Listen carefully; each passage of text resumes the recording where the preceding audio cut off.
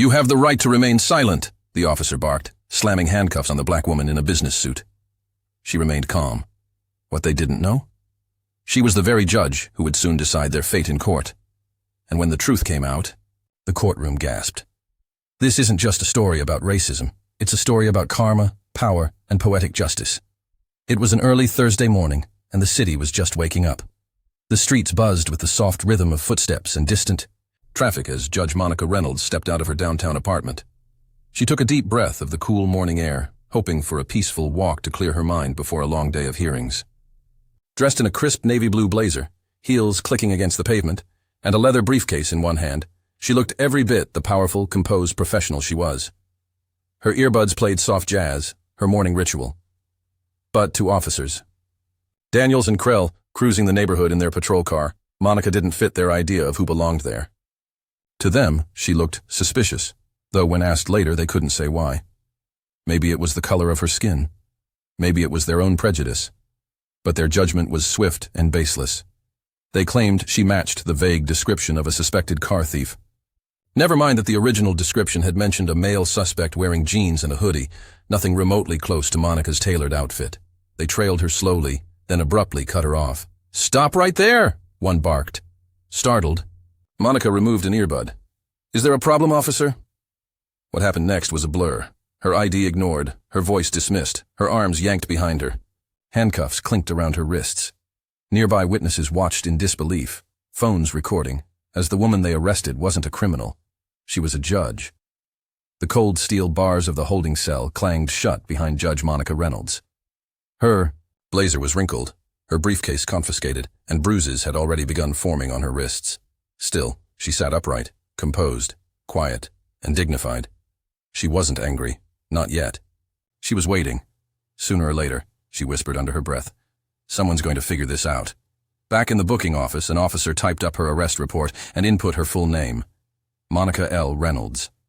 The system pinged. Moments later, a senior officer reviewing the list of morning arrests furrowed his brow at the name. Monica Reynolds. Wait. From the 4th District Courthouse? His eyes widened. He rushed out of his office, papers flying, and barged into the booking area. "You idiots arrested Judge Monica Reynolds?" he shouted. "Do you even realize what you've done?" Officers Daniels and Krell stood frozen.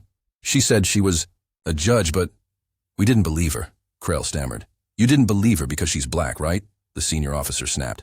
"Because she didn't look like what you thought a judge should look like." Silence. It was too late. Witness videos were already spreading online like wildfire. One clip showed Monica calmly asking to show her ID. Another captured her being slammed into a patrol car. And though Monica sat quietly in her cell, the world outside was beginning to roar with outrage.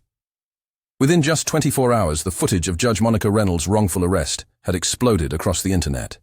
The hashtag #IChoJudgeReynolds was trending on Twitter, Instagram, and TikTok.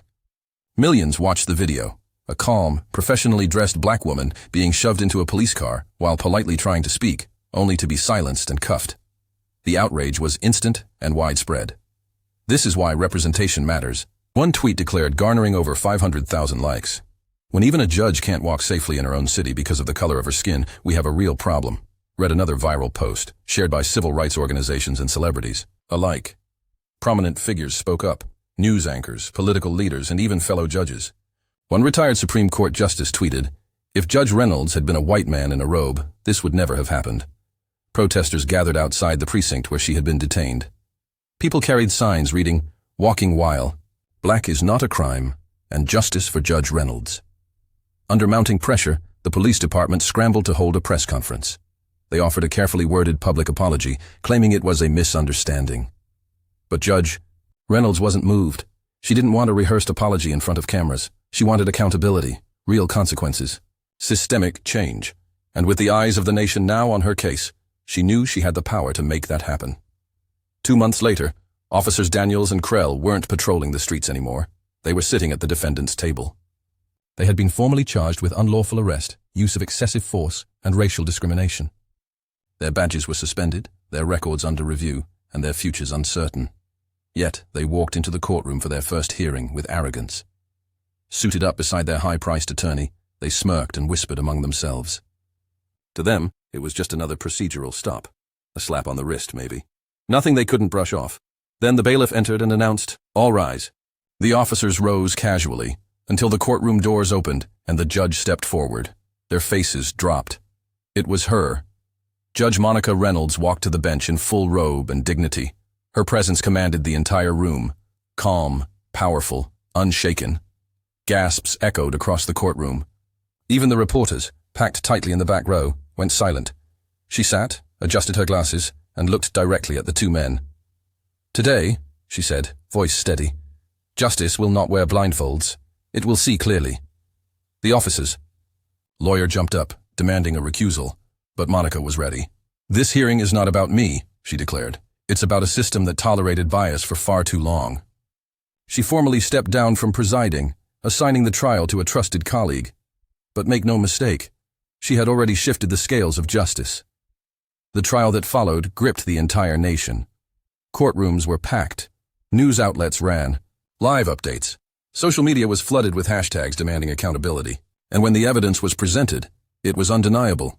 The body cam footage clearly showed Officers Daniels and Krell ignoring Judge Reynolds' identification and escalating the situation without cause. Eyewitness videos showed her being shoved and handcuffed while remaining calm and cooperative. Dozens of people testified, not only about what they saw that day, but about similar experiences they or others had faced at the hands of the same officers.